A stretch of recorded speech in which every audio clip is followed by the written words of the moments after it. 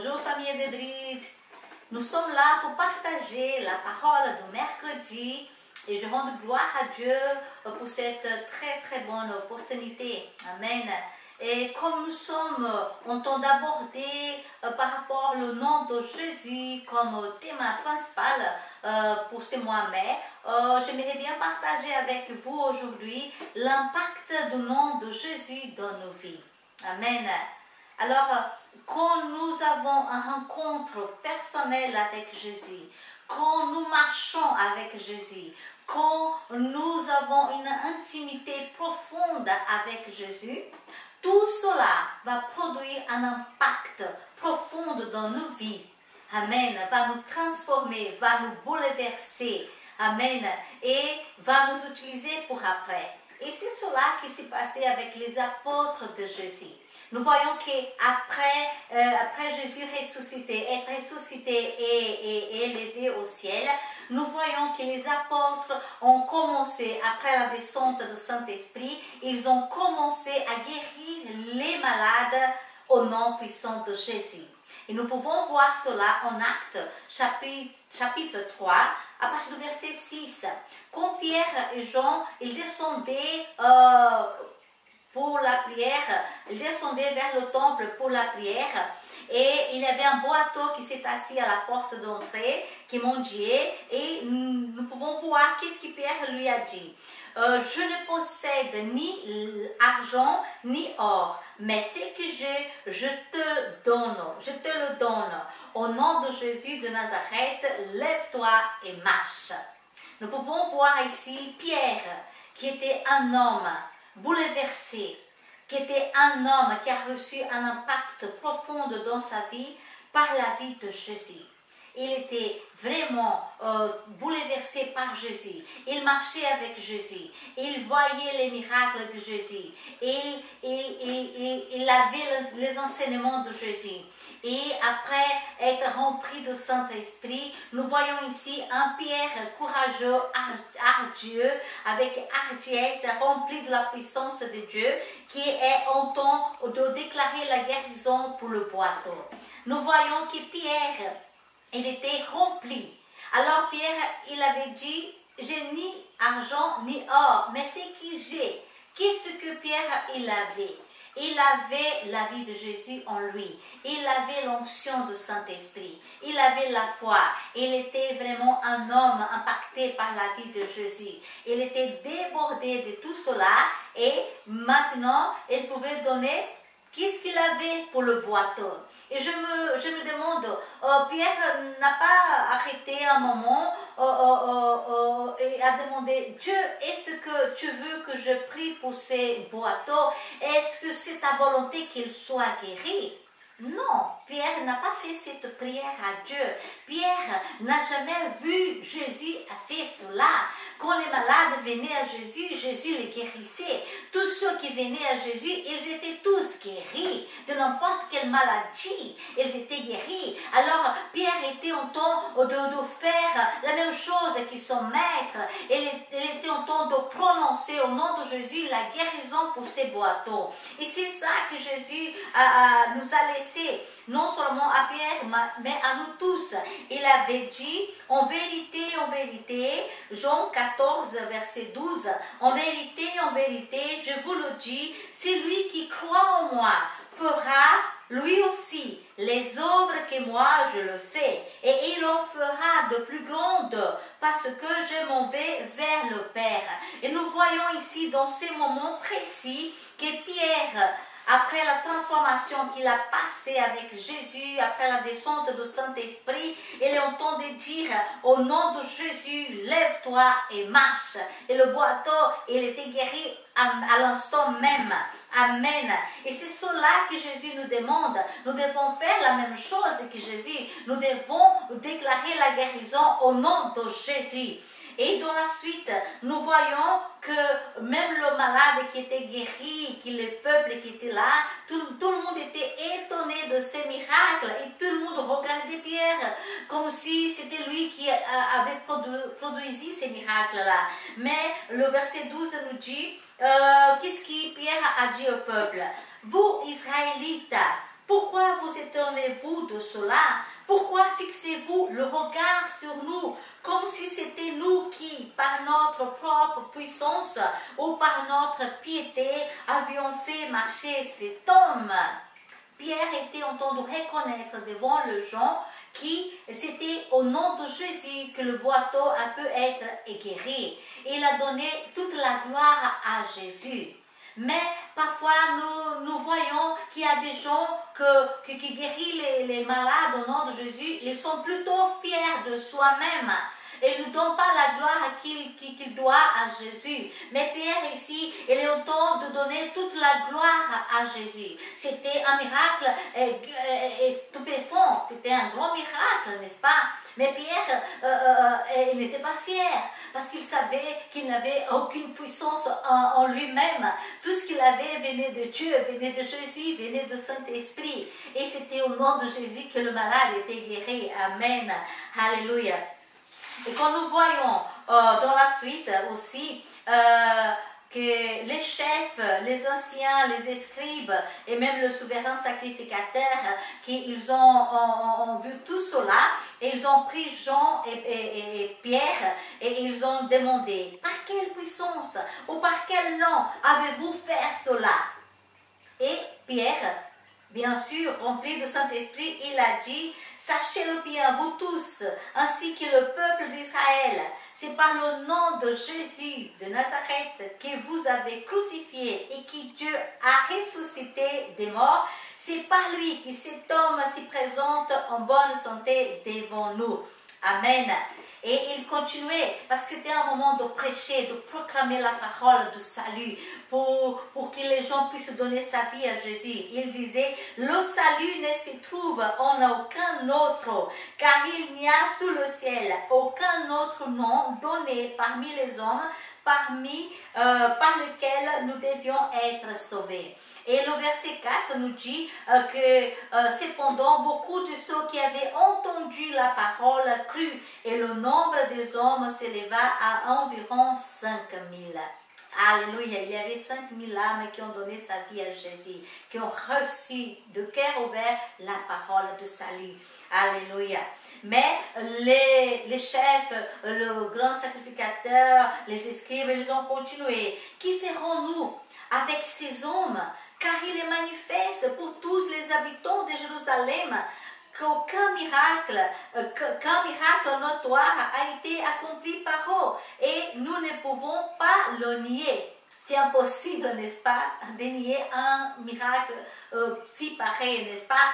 Mais afin que cela ne se diffuse pas davantage parmi le peuple, défendons-leur avec menace de parler désormais à qui que ce soit en son nom-là.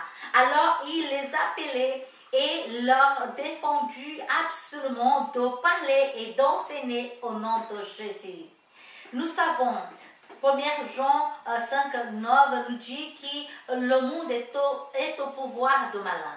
Nous sommes de Dieu, nous appartenons à Dieu, mais le monde, ce système, il est au pouvoir du diable. Et même Paul disait en 12 Corinthiens 4, 3 et 4, que si notre évangile est encore voilé, il est voilé pour ceux qui périssent, pour les incrédules dont le Dieu de ces siècles a aveuglé les pensées, afin qu'ils ne voient pas resplendir le glorieux évangile du Christ qui est l'image de Dieu. Amen. Alors, nous pouvons voir que quand nous sommes en train de faire l'œuvre du Seigneur, quand nous sommes en train de proclamer la bonne nouvelle du salut aux âmes perdues, il y aura des ennemis, il y aura des oppositions qui vont se lever pour nous faire taire. Mais regarde qu'est-ce que Pierre a répondu. Est-il juste devant Dieu de vous obéir plutôt qu'à Dieu? À vous d'en juger, car nous ne pouvons pas ne pas parler de ce que nous avons vu et entendu. C'est impossible de rester en silence devant le monde après un changement, après un impact reçu de la part de Jésus dans nos vies. Ces apôtres-là, ils étaient impactés d'une façon extraordinaire. Et ce n'était pas possible de se taire. Et ce n'était pas possible de rester en silence, de ne pas partager cette joie, de ne pas partager cette transformation, le salut en Jésus-Christ. Et c'est ça que Dieu attend de nous, que nous puissions vraiment être des témoins, que nous puissions témoigner dans notre entourage, au milieu de notre famille, là où nous sommes, où nous travaillons, là où nous habitons, de partager cette joie, cette transformation, le salut, le péché pardonné, notre nom écrit dans le livre de vie. Amen. Nous devons le partager. C'est impossible de rester en silence. C'est impossible de rien dire. Amen. Et c'est cela qui Pierre est en train de dire. Est-ce que est juste devant Dieu de vous obéir plutôt qu'à Dieu? Nous devons obéir à Dieu, nous devons obéir à sa parole et nous devons proclamer le salut. Nous devons proclamer vraiment que seulement Jésus, il est le sauveur. Seulement celui qui peut sauver, qui peut transformer. Amen. Et qui peut guérir aussi les malades. Alléluia. Mais devant ces menaces-là, devant ces oppositions-là, les apôtres, ils étaient en train de prier par rapport à cela. Et nous allons voir comment ils ont prié devant ces menaces, pour que nous puissions faire le même. Et le verset 29 nous dit, « Et maintenant, Seigneur, sois attentif à leurs menaces et donne à tes serviteurs d'annoncer ta parole en toute assurance. Étends ta main pour qu'ils s'y produisent des guérisons, des signes et des prodiges par le nom de ton saint serviteur Jésus. » Quand tu eus prié, le lieu où ils étaient assemblés trembla. Ils furent tous remplis du Saint-Esprit et ils annonçaient la parole de Dieu avec assurance. Devant les menaces, devant les oppositions qui vont s'élever, nous devons faire comme les apôtres. Nous devons prier à Dieu qu'il nous donne l'assurance de continuer à proclamer la parole du Seigneur. Ne pas rester en silence, ne pas s'effréner, ne pas avoir la peur, mais avoir l'assurance de partager la bonne nouvelle de salut. Et nous devons aussi demander le Seigneur, nous devons demander à Dieu d'étendre sa main pour qu'il s'y produise des guérisons, des signes et des prodiges par le nom de Jésus. Nous devons demander cela, nous devons désirer cela, parce que Jésus, il nous avait commandé cela. Allez prêcher dans toutes les nations les bonnes nouvelles de salut. Guérissez les malades, chassez les démons. Amen. Au nom de Jésus, nous pouvons chasser les démons.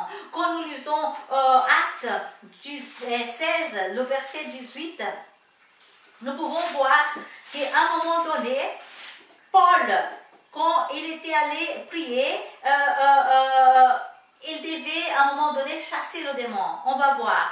Comme nous allions au lieu de prière, une servante qui avait un esprit de python et qui par ses divinations procurait un grand profit à ses maîtres, vint à notre rencontre. Elle s'est mise à nous suivre, Paul et nous, et criait. Cet homme sont les serviteurs, ces hommes sont les serviteurs de Dieu très haut, et ils vous annoncent la voie du salut.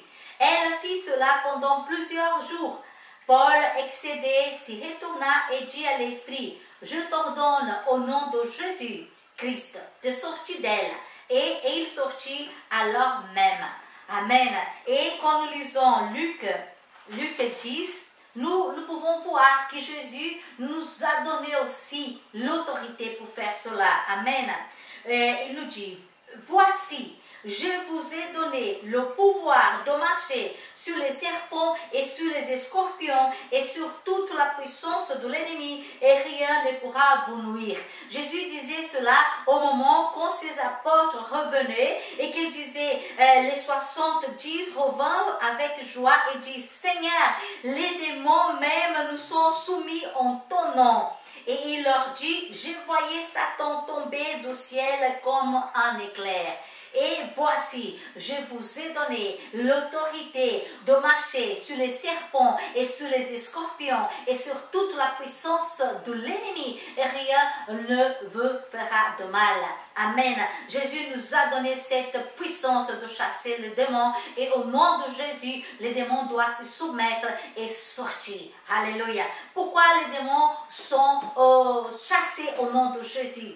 Éphésiens, on va lire Éphésiens, le chapitre 1er, du verset 21 à 24, il va nous répondre. Nous savons que Jésus, il a vaincu le diable sur la croix. Amen. Il a vaincu la mort, le péché sur la croix. Et quand Dieu l'a ressuscité et qu'il est assis à la droite de Dieu, alors Éphésiens chapitre 1er, le verset 21 nous dit que Dieu a mis Jésus. Jésus, il est au-dessus de toute principauté, autorité, puissance, souveraineté, au-dessus de tout nom qui peut se nommer, non seulement dans ces siècles présents, mais encore dans le siècle à venir. Il a tout mis sous ses pieds. Il l'a donné pour chef et suprême à l'Église, qui est son corps, la plénitude de celui qui remplit tout en nous.